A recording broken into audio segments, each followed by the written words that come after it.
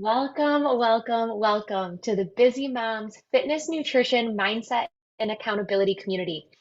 This community is for busy moms who are ready to take their life back, to feel more confident, to feel stronger, to have more energy, all while learning super simple habits and changes that are built on top of each other over time that are going to help you reach your goals without you having to give up your wine and cheese, your beer and pizza, or whatever that guilty pleasure may be. So, in this group, there are a few ways to get the most out of these calls. Top way is to click that little Zoom link above me as you are watching on Facebook here and jump into the Zoom room. Anytime you jump into the Zoom room, you're going to get one on one coaching. We're going to walk through what's actually going on with you. It's an opportunity to get free coaching every single week around the topic we are talking about. If there is something that we're talking about and you have something else you'd like to do a one off with, where I can jump on a one off with you and go through it as well. But this is a perfect time to jump on and get one on one coaching. The second best way to get the most out of these calls is by watching live on Facebook right now. Because what I'm doing is I've got two screens and I'm watching the comments roll in. So if you have questions, if you have comments, if you have anything else that you want to add to the conversation, put them in there and I will be reading off and kind of interacting with both. If you are watching on Facebook right now, drop hashtag live in the comments below and let me know that you're here, who you are, and where you're from. The third best way is if you are watching the replay, whether it's in the Facebook group or you've clicked on it in case you missed an email on Saturday or you're watching it on YouTube. Either way, you can drop it in the comments below and let us know hashtag replay, as well as who you are, where you're from, and what brought you on today's call. So whether you're watching this replay months from now or you're watching it on Saturday morning when I send out the in case you missed it email, does not matter. I want you to comment and let me know that you were watching. So, as we kind of get into today's training topic is beyond the scale, celebrating those fitness milestones. And I feel like this topic was perfect for a few reasons. Coming off that holiday weekend, I think we all kind of get a little wrapped up in, oh, I indulged a little too much. Let me cut back. Let me start to not eat as much because I want that scale to go back down to where it was. Is we're kind of scale focused if we are scale focused people. And especially after that holiday, it's a little bit heightened. The other reason is I had just had a doctor's appointment recently, and I'm going to tell you a little story around that here shortly. But to remember, the scale is not everything. We're going to talk about different ways today to measure your fitness success and to measure your health journey that have nothing to do with the scale and really nothing to do with measurements at all. There are different measurements that I'm going to talk about, but a lot of it is non-measurement related.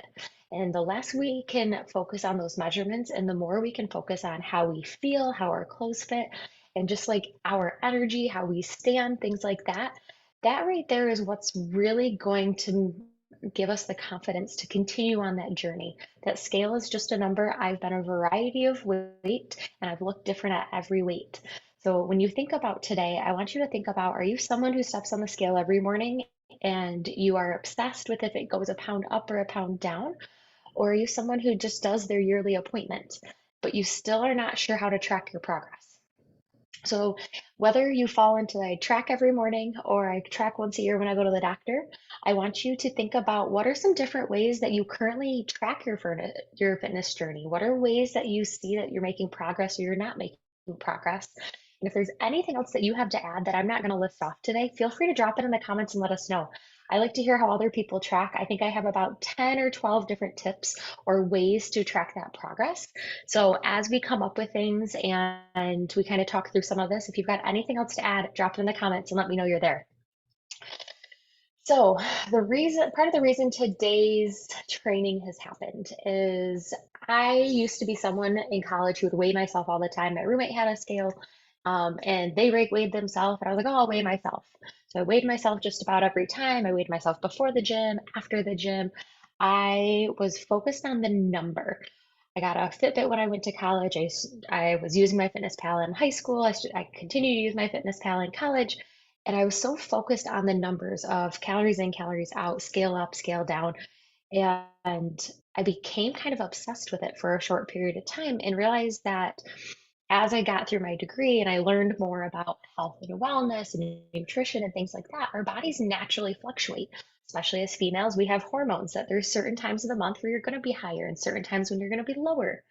And so throughout my education, my journey, I became kind of detached from the scale. So I hadn't had a primary care doctor in about 2 or 3 years. So about a month ago, I had two of my annual doctor's appointments. I had a primary and then I had another annual doctor appointment. And just for fun that morning when I woke up, I had gone to the bathroom, I hadn't drank anything, hadn't ate anything. I stepped on the scale at home, and this scale read about 160. It's like, okay, perfect. That's about where I've been sitting. I don't weigh myself often, but I always am curious because I like tracking in different ways to see which ways I actually enjoy and which ways help me feel more confident and which ways just like don't make sense. And to me, the scale doesn't make sense. It's a great tool to use every once in a while, but I'm not a huge fan of using it every day. But just for fun, I weighed myself. So then I had breakfast, had a few clients, drank some water, and then I went to my first annual doctor appointment. And every doctor appointment, they weigh in, you take your height. Like my height and my weight changes from doctor appointment to doctor appointment. Well, I got on the scale, it was about 10-ish. I probably weighed myself around 5, 6 in the morning. Scale about 10-ish, and I was up 3.5 pounds. And I was like, I had breakfast, that makes sense. So then I come home, I have lunch, and then I go back for a different annual appointment. And once again, I have to get on the scale and they have to take my height again because it's a different office. And I was up another 3.5 pounds. So in that course of the day, I'd gone up 6.5 pounds. And I hadn't done much movement that day. I'd worked, I'd ate, I'd gone to these appointments. I was going to go for a walk later. And in the past, that would have stressed me out. And there's a reason they tell people not to weigh themselves multiple times throughout the day because our bodies naturally gain weight and fluctuate weight throughout the day as we eat, as we drink, as we move, as we sleep, as we metabolize, all those things. So there's a lot of fluctuation that happens. So if you are someone that uses the scale, make sure it's the first thing you do in the morning after you've gone to the bathroom before you've ate or drank anything. Something else to think about is I was on three different scales, and there's also difference in all these scales. So you may weigh yourself at home, but then when you get to the doctor's office later that day, that scale may have a different variation.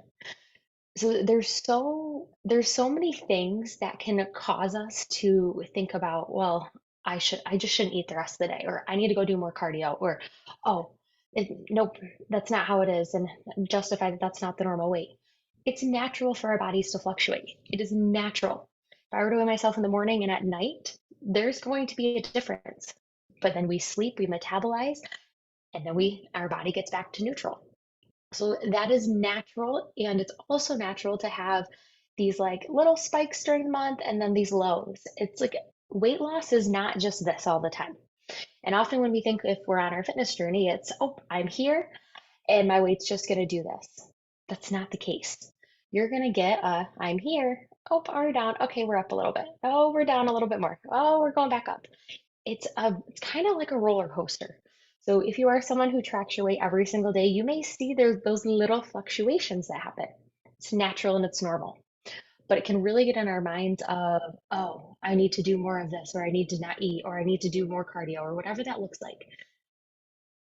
If you are someone who weighs yourself every day and you are constantly seeing that weight go up, then that's something that we need to address. But if you're just a 1 or 2, maybe even 3 pound up and down, here and there, you're at a pretty stable rate right now.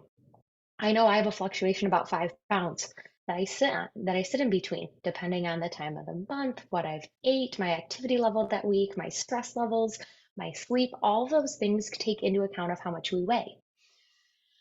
So going into that today, I'm going to talk through about 10 or 12 different ways to measure your fitness success and your progress that have nothing to do with the scale at all. And like I mentioned earlier, they really have nothing to do with numbers.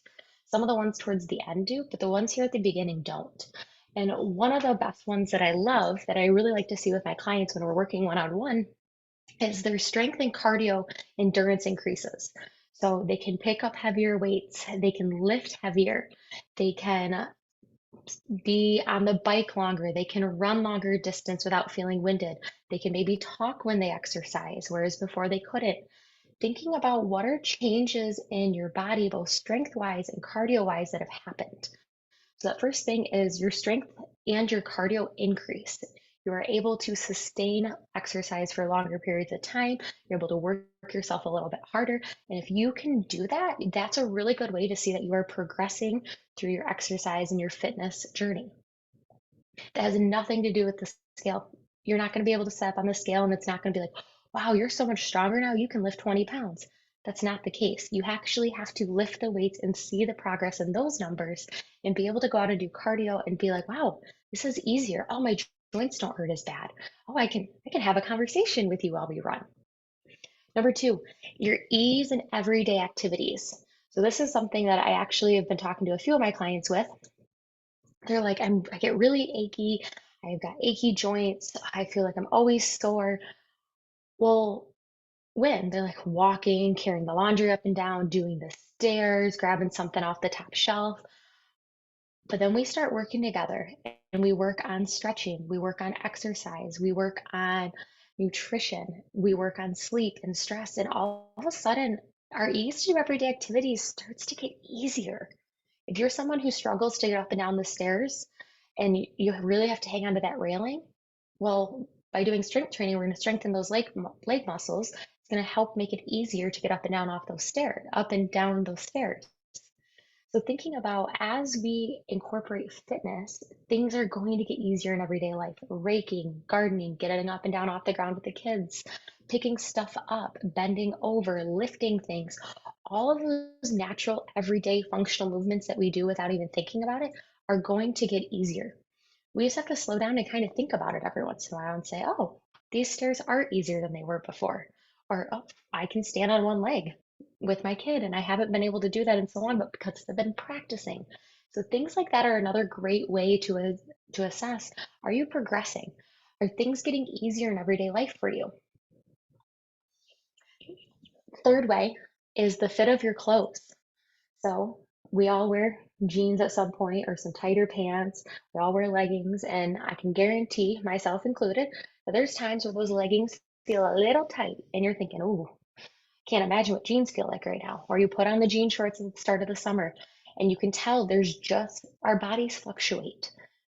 But once we dial in that nutrition or we start drinking that water, we work on our sleep, our stress, our exercise, and we really start to fine tune some of this, our clothes start to fit better. And that scale may say the same thing, but the shorts don't fit as tight. That shirt hangs a little bit better. It's not as tight around the chest, whatever that may be. Our bodies change and our clothes are a great indicator. I love being able to tell if I put on a pair of jeans and I'm like, ooh, yeah, I can tell we were just at a holiday weekend this past weekend, or oh, I can tell it's been around Christmas and Thanksgiving. Like our bodies know, and our clothes are a great indicator of that.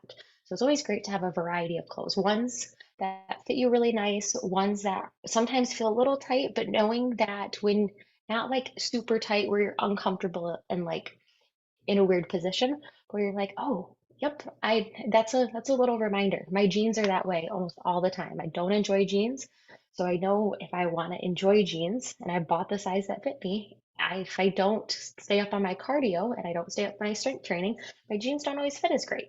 So that's a good reminder for me of when I put those on of, ooh, when was the last time I did that? Just getting aware of that. Some other things that you can do is some other ways is if you have a fitness tracker, I love my Fitbit and it is a really easy, it requires nothing extra. I wear this and it gives me a ton of data. So one of the things that I like to track is how many workouts I've done. All I got to do is push start and my watch tracks it. It goes to my app and I can see how many workouts I did in the year. I can see how many workouts I did in the month. I can see what my average steps are. I can get a lot of data. I can track my water intake. And when we track these things, even our resting heart rate and our hours of sleep, when we track these things, we get a good idea of, and we get to see of, oh, my resting heart rate has gone down. I can really tell I've been working on my cardiovascular health. I can really tell I'm eating healthier or I'm sleeping better. Oh, well, why is that? What have I been doing and what can I continue doing?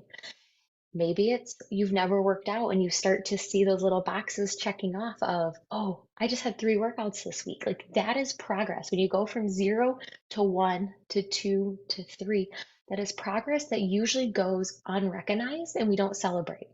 So having a tracker is also a really great way. If you've got, even I think you can do it on the Apple Health app, you've got to manually put it in. But there's so many things out there that you can track what you are doing and you can see the progression.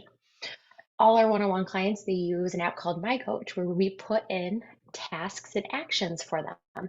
So for instance, a lot of my clients right now are working on their protein intake.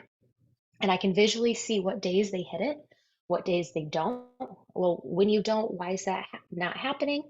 How can we shift and make sure that that gets hit? And then look at you've been doing this habit for the last 45 days. How does it feel? There's something about seeing what you are doing and visualizing it and saying, wow, I have been consistent. So the fitness tracker adds in that visualization part, which then kind of leads into that next way, which is your habits and routines. You've noticed you get up earlier. You're not as tired when you wake up. Maybe you're eating 3 meals when you didn't used to eat. Maybe you're hitting a water goal. Maybe you're starting to just enjoy moving your body just because you enjoy moving rather than using it as punishment for what you've ate or because you feel like you have to. Like exercise should be fun. It doesn't have to look a certain way. It can mean going out and walking. It can mean going for a hike. It can mean gardening. It can mean lifting bags of mulch. It can mean whatever you want it to be. Last week we talked about how to use essentially how to allow you guys to have little workouts throughout your day. Because as busy moms, you don't always have all the time to sit and, okay, I'm going to pull up this workout, I'm going to go through it. No, we talked about really easy ways to add exercise and strength training into your everyday life. Counter push ups when you're in the kitchen, doing 10 squats with your little one. As your little one grows, those squats are going to get harder, but they may start to feel easier because of the repetitions. So noticing those things. A lot of this comes with awareness that you have in the acknowledgement of, I'm doing the thing, I am making progress. Something else that you'll see that changes, that's a really good way to see, is I like to have, whenever you start your journey, whether we work together or not, I always like to have people write down, how are you physically feeling? How do you feel about your body? How's your mindset? Talk about how you are currently feeling. And then we do check-ins to see and we write about it so we can actually remember. Because often we don't really remember where we were. We just think we just haven't moved and we're just stuck to where we are. But a lot of times when I have people write, they're like, my energy's low, I'm overwhelmed, I'm tired. Well, by working on our health, our wellness, and all those things that go into this journey that is a marathon, not a sprint, our energy levels increase. Maybe you can stay up later. Maybe you want to hang out with friends. Maybe you're not exhausted or irritable at the end of the day. Your energy is higher and you start to notice that. Others around you notice that. And that's something that we can't track. I can't put into numbers and say, well, you're 150 pounds now, your energy should be higher. Like, that's not how that works. So, really thinking about like, what else can you think about and will change your sleep patterns? The healthier you are, normally, the better sleep you get. You get good quality and quantity of sleep. You have a good bedtime routine, you have a morning routine. You know what to do and what not to do to keep that sleep consistent from day to day. So you will, as you go through this journey, you're going to notice your sleep gets better. So making sure that when you start this, you note it. And if you started a while ago and you're not seeing progress and you're only attached to the scale, start right now, write down exactly how you feel physically, mentally, emotionally, sleep-wise, stress-wise, all the things, write it down, put it in your phone in the notes section so you know you won't be able to lose it. And then in 2 or 3 months, look at that and then rewrite it down again and assess. Did you get better? I can guarantee if you've been consistent, you will have got better. And that's the progress we want to track. Some other really good things that you can look at is you're subconsciously choosing healthier choices. Your body's craving fruits and vegetables more. You're craving homemade food rather than food that's being bought somewhere else or you're eating out. I know for me, when I'm really doing well and I'm like all the pieces are connected, which does not happen all the time because it's life. Not all the pieces are always connected. A majority of them are, but not all. But when the majority or even all of them are, I crave a salad. I'm like, oh, I really want a salad at the end of the night. That sounds delicious. Whereas when we're not used to eating those foods, our bodies don't crave them. So the more you can see those types of things change as well in your diet, you're going to get some different insights. And then I've got four more here. The last one that has nothing to do with numbers is really looking at your aches and pains. If you're someone who wakes up with back pain, or you have neck pain, or your shoulders are tight, if you focus on your range of motion, your flexibility, some strength training, and you really start to look at things that you're eating that are causing inflammation, that are maybe helping your body or maybe hindering the way your body performs, and you start to make some of those adjustments, you're gonna feel less achy. It's gonna be easier to move. You're gonna wanna move. And that's something that you can't track with a number. It's something you feel. So remember to write that down on that sheet when you are starting your journey, and how you feel when you start and how you're feeling at the end. And there's really no end. So like I said, every 2 to 3 months is a really good time to kind of check in with yourself. And I say 2 to 3 months because consistency is not 21 days. It's not 30 days. It's not 60. It's not even 90 days. It's being consistent for the rest of our life, and making sure that they're really simple things that we do, such as a 15-minute workout, 5-minute walk, serving a protein at each meal, serving a vegetable, serving of a vegetable serving at lunch and dinner, making sure you get a serving of fruit in. Are you drinking your water? They're really small things, and we overcomplicate it all because we want weight loss fast. We want that scale to be lower as fast as possible. We want to get as strong as we can as fast as possible, but that's not sustainable. And you're busy. If you are one of the busy moms in this group, you are busy, you're running around, you're exhausted, you're overwhelmed. Taking everything you love and enjoy about food out of your life is not sustainable. So, really thinking about, as we move through this journey, are you doing small steps that are building on another month after month that you can continue doing? If you start doing something that you cannot see yourself doing for the next 10, 15, 20 years, don't do it, because it's not, because at some point you're going to get tired and you're just like, screw this, and your body's going to revert back to what we've been doing. So the last three things here, and I like to share these because there are different types of measurements. Um, one of them I just did this morning when I got blood work done. Getting your annual blood work done is a really good way to kind of track some of your levels. Like, you have your cholesterol, you've got your blood pressure. There's all types of things that blood work and going to your annual physical, you can track these numbers. I really enjoy that. I Like I said, I hadn't been to a primary in a few years, but I got my blood work done this morning, and it's just really interesting to see what changes from year to year, or what has been super consistent. Have I been consistent? Or have I made a change where those numbers are low? Like, did I have high cholesterol and now I'm not high? There's things that can be changed with a healthy lifestyle, and your blood work will help you see that and see where we need to kind of add a little bit of special attention. Something else you can do is measurements.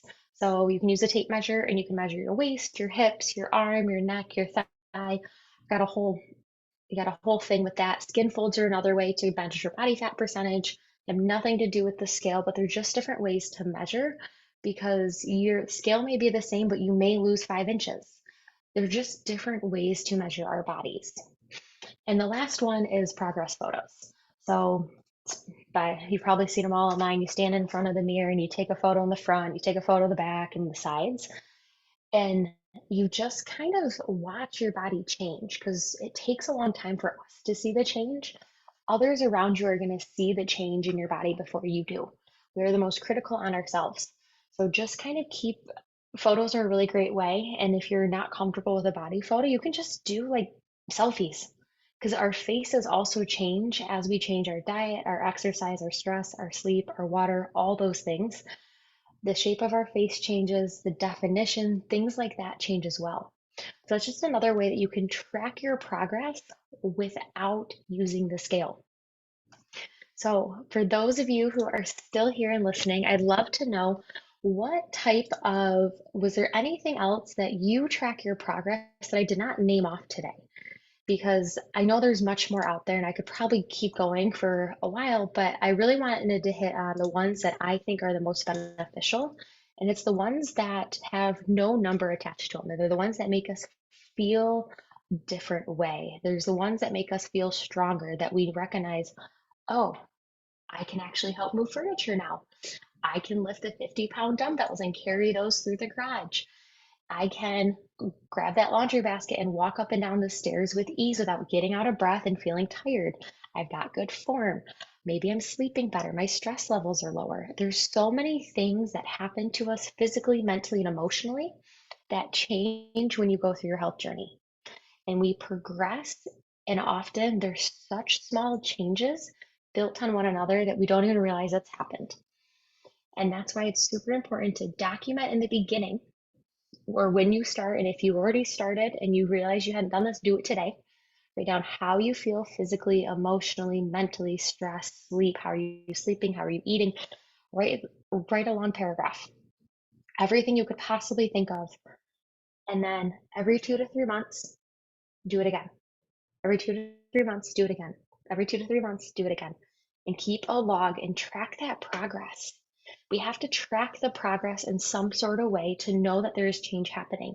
Because there's so much going on in our mind at all the time that we're not going to remember, oh, did I feel that way before? Whereas if I have it written down someplace, I'm going to be able to look and say, I did once feel really stressed during the winter. I don't get that feeling anymore. Like there's different things. Well, why don't I feel that way? What are things that are working? What is not working? What did I cut out? Like all these things come into play. So for those of you who are watching, and if you want to kind of talk through a way to assess one-on-one with what your fitness journey would be and how to take you along those steps, just drop progress in the comments below and we'll talk about what that path may look like for you. We'll kind of jump on a little strategy call. I'll talk you through what I think that first step of that progress looks like for you. If not, no worries. But remember, in this group, we go live every single Thursday at 1 p.m. Eastern Standard Time. No, at 12 p.m. Eastern Standard Time. I run a lot of these calls, so I get my times mixed up. We are not meeting next week. Next week is the week of July 13th, 14th, 15th, that weekend. You will be getting a recorded group fitness class posted live in the group though at 12 Eastern Standard Time next Thursday. So still jump into the group at our same time, get that replay video so you can do that quick little 27-minute workout and feel good about yourself for the rest of the day because movement makes us feel good. So if you have any questions at all, drop them in the comments below and I will see you all live in 2 weeks, but I'll see you back next week.